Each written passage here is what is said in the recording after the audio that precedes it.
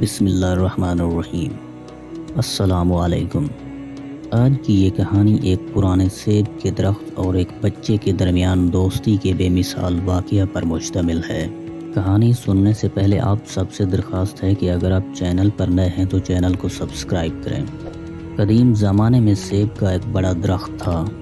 اس درخت کے قریب ہی ایک چھوٹا لڑکا رہتا تھا۔ اس لڑکے کو روزانہ اس درخت کے آس پاس آنا اور کھیلنا اچھا لگتا تھا۔ وہ اس درخت کے اوپر چڑھ جاتا اور اس کے پھل توڑ توڑ کر کھاتا تھا اور پھر اس کے سائے میں سو جاتا تھا۔ وہ لڑکا اس درخت کو بہت چاہتا تھا اور اسی طرح اس درخت کو بھی اس لڑکے کے ساتھ کھیلنا اچھا لگتا تھا۔ وقت گزرتا رہا اور لڑکا بڑا ہو گیا۔ اب وہ پہلے کی طرح روزانہ اس درخت کے پاس کھیلنے نہیں آتا تھا۔ ایک روز وہ نوجوان درخت کے پاس آیا۔ وہ مایوس لگ رہا تھا۔ درخت نے اس سے کہا، آؤ میرے ساتھ کھیلو۔ نوجوان نے اس سے کہا، اب میں بچہ نہیں رہا، اب میں درختوں کے ارد گرد نہیں کھیلتا، مجھے کچھ کھلونے چاہیے اور انہیں خریدنے کے لیے پیسوں کی ضرورت ہے۔ اس وقت درخت نے کہا، مجھے افسوس ہے میرے پاس پیسے تو نہیں ہیں، لیکن میرے اوپر جو سیب لگے ہوئے ہیں تم انہیں توڑ کر بیچ سکتے ہو، اس کے بعد تمہارے پاس پیسہ آ جائے گا۔ نوجوان بہت خوش ہوا اور اس نے درخت کے سبھی سیب توڑے اور خوشی خوشی چلا گیا۔ سیب توڑنے کے بعد نوجوان واپس نہیں آیا تو درخت کو مایوسی ہوئی۔ ایک دن وہ نوجوان آیا۔ اب وہ جوان ہو چکا تھا۔ درخت بہت خوش ہوا۔ اس نے جوان سے کہا، آؤ میرے ساتھ کھیلو۔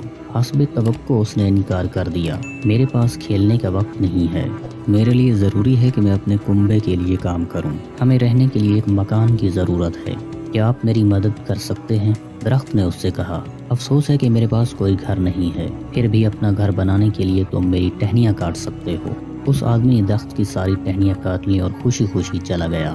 اسے خوش دیکھ کر درخت خوش تھا، لیکن اس وقت کے بعد آدمی اس کے پاس واپس نہیں لوٹا۔ اس سے درخت کو پھر سے تنہائی اور مایوسی کا احساس ہونے لگا۔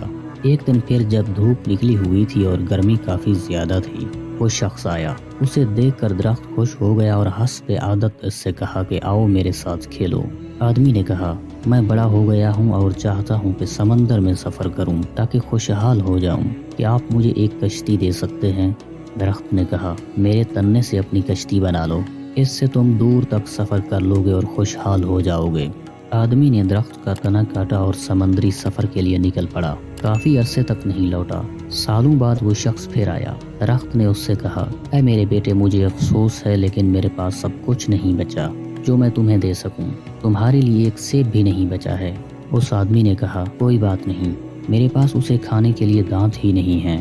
درخت نے کہا، میرا تنا بھی نہیں بچا کہ تم جس پر چڑھ سکو۔ اس شخص نے کہا، اس پر چڑھنے کی اب میری عمر ہی نہیں۔ درخت نے کہا، حقیقت میں اب تمہیں کچھ نہیں دے سکتا، آخری چیز جو میرے پاس ہے وہ میری جڑیں ہیں۔ اس وقت اس آدمی نے کہا، اب مجھے زیادہ چیزوں کی ضرورت نہیں ہے، اب مجھے ایک ایسی جگہ چاہیے جہاں میں آرام کر سکوں، زندگی بھر کام کر کے میں تھک چکا ہوں۔ پرانے درخت کی جڑ ٹیک لگانے اور آرام کرنے کے لیے سب سے بہتر جگہ ہے۔ تب درخت نے اس سے کہا، آؤ میرے پاس بیٹھو اور آرام کرو۔ وہ بچہ آپ خود ہیں اور سیب کا درخت آپ کے والدین ہیں۔ درخت والدین کی طرح ہے، جب ہم بچے ہوتے ہیں تو ہمیں ان کے ساتھ کھیلنا اچھا لگتا ہے اور جب ہم بڑے ہو جاتے ہیں تو انہیں چھوڑ کر چلے جاتے ہیں اور اس وقت واپس آتے ہیں جب ہمیں ان سے کوئی ضرورت ہوتی ہے۔ لیکن والدین کبھی بھی اپنی قیمتی سے قیمتی چیز اپنے بچوں کو دینے میں تردد نہیں کرتے، کیونکہ بچہ ان کی آنکھوں میں بچہ ہی رہتا ہے۔